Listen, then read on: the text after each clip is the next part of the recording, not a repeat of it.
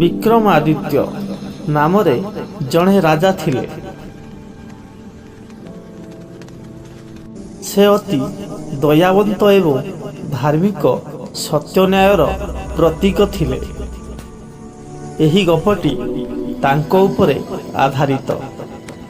ରାଜା ବିକ୍ରମାଦିତ୍ୟ ଏବଂ ଶୁକପକ୍ଷୀ କଥା।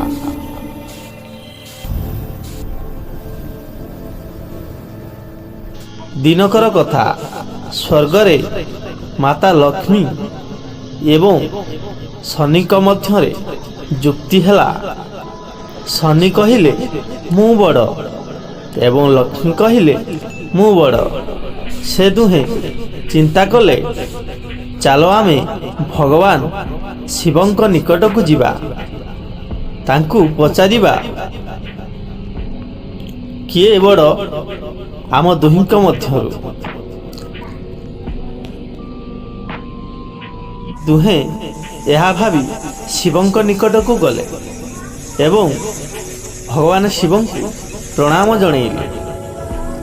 ଭଗବାନ ଶିବ ସର୍ବ ଇଚ୍ଛା ପୂର୍ଣ୍ଣ ହେଉ ବୋଲି ଆଶୀର୍ବାଦ ଦେଲେ ଏବଂ କହିଲେ, ହେ ଶିବ, ଆମେ ଦୁହେଁ ଝଗଡ଼ା କରୁଛୁ ଯେ ଶନି କହୁଛନ୍ତି ସେ ବଡ଼ ଏବଂ ମୁଁ କହୁଛି ଲକ୍ଷ୍ମୀ ମୁଁ ବଡ଼। ଆମ ମଧ୍ୟରୁ କିଏ ବଡ଼? କୃପା କରି କହିଲେ ଆମେ ଆପଣଙ୍କ ନିକଟରେ ଉପକୃତ ହେବୁ। ଏହାପରେ ଶିବ ଭାବିଲେ, ମୁଁ ଯଦି ଲକ୍ଷ୍ମୀକୁ ବଡ଼ କରିଦେବି ତାହେଲେ ଶନି ମୋ ଉପରେ କୋପ କରିବେ, ଆଉ ଯଦି ଶନିଙ୍କୁ ବଡ଼ କରିଦେବି ତାହେଲେ ଲକ୍ଷ୍ମୀ ମୋ ଉପରେ କୋପ କରିବେ, ମୁଁ ଲକ୍ଷ୍ମୀ ଛଡ଼ା ହୋଇଯିବି। ଏହା ଭଗବାନ ଶିବ ମନ ମଧ୍ୟରେ ଭାବିଲେ ଏବଂ ଲକ୍ଷ୍ମୀ ଶନିଙ୍କୁ କହିଲେ, ମୁଁ ତମ ମଧ୍ୟରେ କିଏ ବଡ଼ ତାହା କହିପାରିବି ନାହିଁ। ତୁମେ ମର୍ତ୍ତ୍ୟଲୋକରେ ଯାଅ। ସେଠି ଜଣେ ରାଜା ବିକ୍ରମାଦିତ୍ୟ ନାମରେ ରାଜା ଅଛନ୍ତି।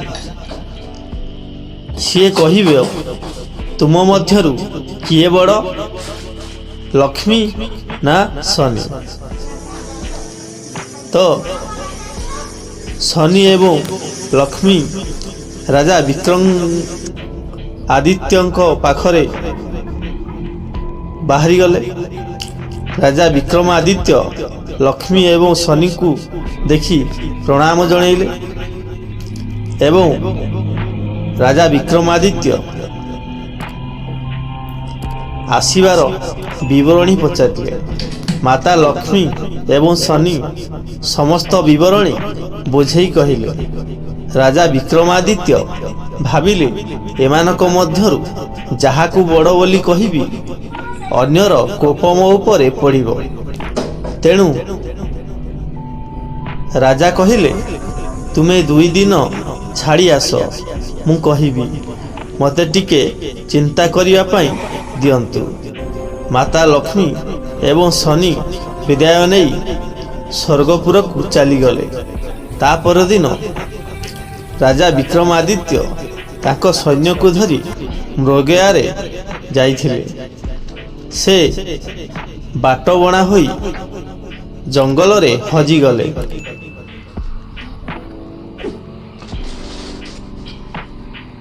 ସେ ବୁଲି ବୁଲି ଏକ ବଡ଼ ବଟବୃକ୍ଷ ମୂଳରେ ବସିଲେ।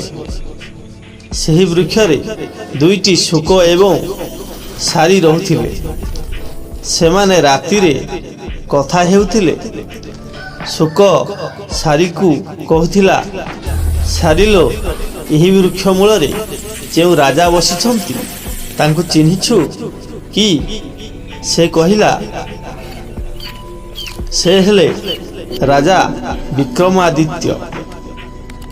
ଅତି ଧର୍ମପରାୟଣ ରାଜା ଅଟନ୍ତି, କିନ୍ତୁ ତାଙ୍କ ପାଖରେ ଯଦି ମୋ ଭଳି ଗୋଟିଏ ମନ୍ତ୍ରୀ ଥାନ୍ତା ତାହେଲେ ସେ କୌଣସି ବିପଦରେ ପଡ଼ନ୍ତେ ନାହିଁ। ତାଙ୍କ ପାଖରୁ କାଲି ଲକ୍ଷ୍ମୀ ଏବଂ ଶନିଦେବ ଆସିଥିଲେ। ତାଙ୍କ ମଧ୍ୟରୁ ବଡ଼ କିଏ ବୋଲି ଏହାର ଅତି ସରଳ ଉପାୟ ମୋ ପାଖରେ ଅଛି। ରାଜା ଯଦି ମୋତେ ମନ୍ତ୍ରୀ କରନ୍ତେ ତାହେଲେ ମୁଁ ତାଙ୍କୁ ଏହାର ଉପାୟ କହିଦିଅନ୍ତି। ଶୁକ ଶାରୀର ଦୁହିଁଙ୍କର କଥା ରାଜା ସେହି ବୃକ୍ଷ ମୂଳରେ ଥାଇ ଗୁପ୍ତରେ ଶୁଣୁଥାନ୍ତି। ଶୁକ ଏବଂ ଶାରୀ ରାଜାଙ୍କ ବିଷୟରେ ବୃକ୍ଷ ଉପରେ କଥା ହେଉଥାନ୍ତି।